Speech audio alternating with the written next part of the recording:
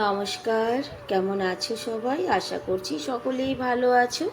অপুর সংসারে নতুন একটি ভিডিওতে সবাইকে স্বাগত জানাই। বৃহস্পতিবার, এখন দুপুর 1:20 বাজে। 1:20-এ আমি এই যে জামা কাপড়গুলো সব নিয়ে এলাম ভিতরে। সকালের ধোয়া জামা কাপড় মানে ভিতরেই মেলা ছিল, ছাদে নয়, ভিতরেই, মানে রেলিংয়ে। তাই দেখো শুকিয়ে পুরো পাঁপড় হয়ে গেছে, মানে এতটাই তাপ, এতটা টেম্পারেচার যে ঘরের মধ্যে বসে জামা কাপড় শুকিয়ে পুরো পাঁপড় হয়ে গেছে।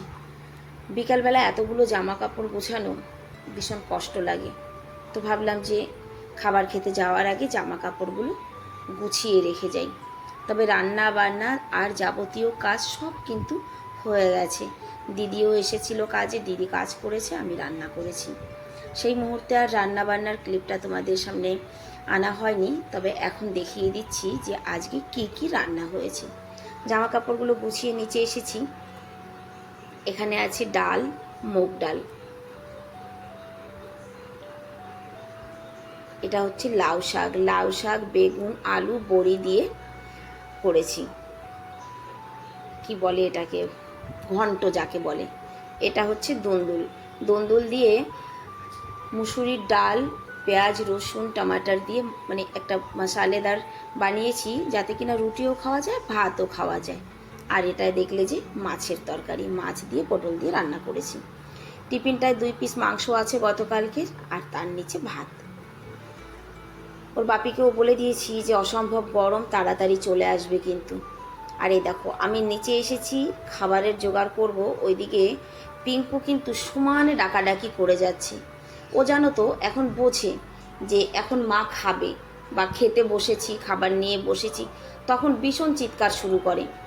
যখন আমি ওকে ডাক দেব, ও ওই যে যেখানে বসে আছে ওখান থেকে কিন্তু নিচে নেমে যাবে, কারণ ওর পায়ের কাছে খাবার রাখা আছে। আমি যখনই বলবো পিঙ্কু নিচে আসো খাবে, ও নেমে ঠিক ওইখান থেকে খাবার খাবে, আর তারপরে ওকে ধরে নিচে নিয়ে আসতে হবে। এদিকে আমি স্যালাডটা কেটে নিয়েছি, আর আমার ছোট ছেলে দেখো কি সুন্দর করে থালা সাজিয়েছে, জল ভরেছে গ্লাসে। আমি সমস্ত কিছু গোছাতে গোছাতে ওর বাপিও চলে এসেছিল।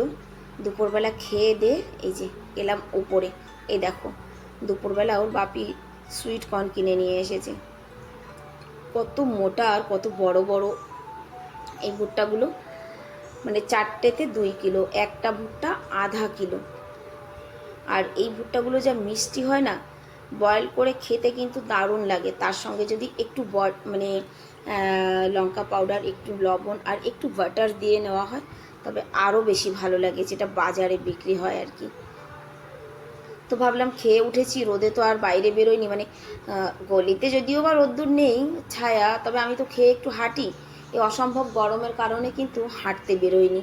তো ভাবলাম খেয়ে উঠে এসে মানে শুয়ে পড়বো বা শুয়ে শুয়ে টিভি দেখবো, তার থেকে বাবা বসে বসে ভুট্টাগুলো ছাড়িয়েছি। ভুট্টা টুট্টা ছাড়িয়ে খানিকটা সময় টিভি দেখেছি। এখন বাজে 5টার সময় নিচে এসেছি। অন্যান্য দিন 4:30-4টায় নিচে চলে আসি। যেহেতু ওর বাপিকে বললাম এই অসম্ভব গরমটা যতদিন আছে, বিশেষ করে তারপরে ছেলেদের যতদিন ছুটি আছে, 1টায় ঘরে আসবে, 5:30টার পরে তুমি যাবে, 6টা নাগাদ ঘর থেকে বেরোবে। ওই জন্য কিন্তু 5টার সময় চা করতে এসেছি।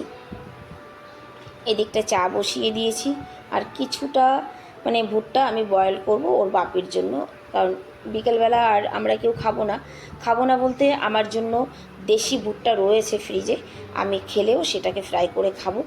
আর ছেলেদের জিজ্ঞাসা করলাম, ওরা বললো যে মা আমরা খাবো না যেহেতু, তো অল্প একটু ভুট্টাই কিন্তু আমি শুধু ওর বাপির জন্য এখন সিদ্ধ করব।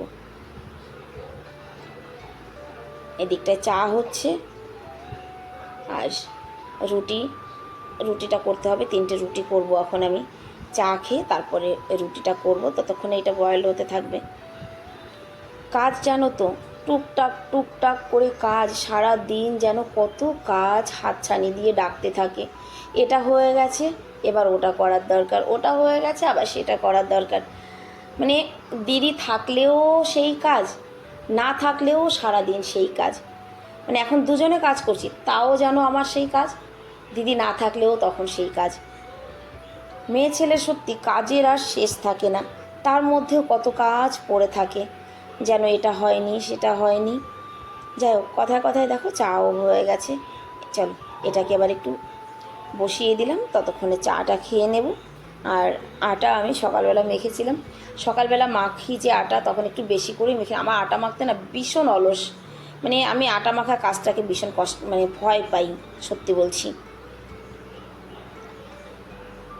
তো সকালবেলার আটা আমি খানিকটা রেখে দিই, যাতে কিনা বিকেলবেলার রুটিটা হয়ে যায়। বিকেলবেলা গোনা গোনা রুটি হয় যদিও বা সবার জন্য, তো বিকেলের জন্য আটা রেখে দিই। হয়ে গেছে রুটি। আর এখন আমি শুধু ওর বাপির জন্যই 3টে রুটি করলাম, আমাদের জন্য পরে করব। রুটি করতে করতে ওর বাপি বলল যে চলো একটু ঘুরে আসি। ঘুরে আসি বলতে অ্যাকচুয়ালি যাওয়ার দরকার ছিল আমাদের দুপুরবেলা। তো দুপুরে তো ওই রোদ, অসম্ভব রোদ দেখে উনিও কিছু বলেনি আর আমিও কিছু বলিনি। ভাবলাম যে আজ আর কোথাও যাব না, থাক, মানে এত গরম যখন যাব না, এটাই ভেবেছিলাম। তবে চা খেতে খেতে বলল। আর এদিকে দেখো পিঙ্কুকেও কিন্তু সঙ্গে করে নিয়ে এসেছে, এই যে ও রুটি খাবে। রুটি করতে দেখলে ও পাগল হয়ে যায় জানো তো। ভাত খাওয়া তো যেমন তেমন, রুটি করতে দেখলে পরে ওর যা ডাকাডাকি শুরু হয় যে ওকে রুটি না দেওয়া পর্যন্ত শান্ত না, মানে চুপ হবে না। ওই দেখো কি সুন্দর করে রুটি খায়ও। তবে রুটিটা ছিঁড়ে টুকরো টুকরো করে দিতে হয়, রুটিটা খুব ভালো খায়। পিঙ্কুকে খাবার দিয়েছি, বাপির টিফিনও প্যাক করেছি, তারপরে এই যে বেরিয়ে পড়লাম। বড় ছেলে চলে গেছে টিউশনে, ছোট ছেলেকে ঘরেই রেখে যাচ্ছি। ওকে বললাম যে গরমে তুমি কি যাবে, বললো যে না মা।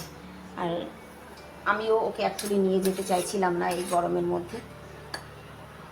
তো আমরা এখন যাচ্ছি একটু, অ্যাকচুয়ালি একটা জিনিস অর্ডার করা হয়েছিল, ঠিক আছে। ডিক্যাথলন থেকে 2টো শ্যুজ অর্ডার করা হয়েছিল, কিন্তু ওদের ডেলিভারি, মানে ওরা ঘরের ডেলিভারিটা দেয় না, গিয়ে আনতে হয়। তো আনার জন্য এই যে সিলেক্ট সিটি মল, এখানে আসতে হয়। সিলেক্ট সিটি মলে সত্যি কথা বলবো, মানে মলটা তো এত সুন্দর, সে তো আছেই আছে, এবং এখানকার পার্কিংটা যে কত বড় আর কত গাড়ি আছে এখানে, মানে ভাবনার অতীত যে এত বড় পার্কিং আর এত এত গাড়ি এখানে আছে। সত্যি আমার তো এখানে এসে সর্বপ্রথম পার্কিংটাই ভালো লাগে। পার্কিংটা হচ্ছে বেসমেন্টে, মাটির তলায়, আর এত বড় পার্কিং, কার বাইক, মানে কি বলবো, বিশাল বড়। যাই হোক, গাড়ি পার্কিং করে তো ভিতরে এলাম। আমি একটু ঘুরে ঘুরে দেখছিলাম, ওর বাপি কালেক্ট করছিল জিনিসগুলো। তো ভাবলাম যে যতক্ষণে উনি জিনিসগুলো কালেক্ট করছে আমি না হয় একটু ঘুরে ঘুরে দেখি। তারপর ওনাকে জিজ্ঞাসা করলাম, বললো যে একটু টাইম লাগবে, কারণ কি আরও অনেকেই আছে, তাদেরও এরকম আছে যারা নিতে এসেছে, তো একটুখানি টাইম লাগবে বললো। তো আমি ভাবলাম চলো একটু ঘুরে ঘুরে দেখা যাক তাহলে যে কিছু নেওয়া যায় নাকি। তবে আজকে সত্যি বলছি কিছুই নেব না, শুধু আমরা ওই জিনিস দুটোই কালেক্ট করতে এসেছি। জিনিস দেখলে তো অনেক কিছুই কিনতে ইচ্ছে হয়, যেহেতু এখন সামার ভ্যাকেশন চলছে, সেই জন্য কিন্তু একেবারে সামনের দিকটায় সব লাগানো রয়েছে ওয়াটার পার্কের মানে জিনিসগুলো, সুইমিং কস্টিউম, এইসব জিনিস। যাই হোক, খানিকটা সময় আমি একটু ঘুরলাম, ততক্ষণে এনার জিনিসটা কালেক্ট করা হয়ে গেছে। দেখো, ঘর থেকে ব্যাগ নিয়ে আসতে ভুলে গেছি এখান থেকে, এবার ব্যাগও দেয়নি, এইটাকে এইভাবে নিয়ে যেতে হবে। আমি বললাম যে এটা এইভাবে কী করে নেব, ঘরের থেকে তো ব্যাগ আনা হয়নি। বললো এটা তুমি ধরে বসবে, কোনো ব্যাপার না। দেখো একেবারে মাথা পর্যন্ত দেখাই যাচ্ছে না যে কত দূর পর্যন্ত পার্কিংটা, বুঝতে পারছো যে কত দূর পর্যন্ত, আর পুরো পার্কিংটা বেসমেন্টে। যাই হোক, আমাদের জিনিসটা কালেক্ট করা হয়ে গেছে, এবার আমরা বেরোচ্ছি বাড়ির দিকটায়। তবে ঘড়ির কাঁটা অনেকটা এগিয়ে গেছে, কারণ ঘর থেকে বেরোতে বেরোতেই তো আমাদের 6টা প্রায় বেজে গেছিলো, 7টার বেশি বেজে গেছে। ওর বাপি আমাকে রাস্তায় ছেড়ে দিয়ে চলে গেছে, আর আমি এই যে বাড়িতে চলে এসেছি। এই দেখো এই জুতোটা, সেম এই জুতো কিন্তু আমি একটা পরছি, সেটা তোমরা আমার পায়ে অনেকবার দেখেছো। এত আরাম জুতোটা পরে যে আমি জিদ করে আবার সেম এই জুতোই কিনেছি। সবাই হয়তো একই জিনিস রিপিট করে না, তবে আমার এত ভালো লেগেছে, এত কমফর্ট যে আমি আবার এই জুতোটাই কিনেছি। ফেরার পথে একটু জিলেপি কিনে নিয়ে এসেছিলাম।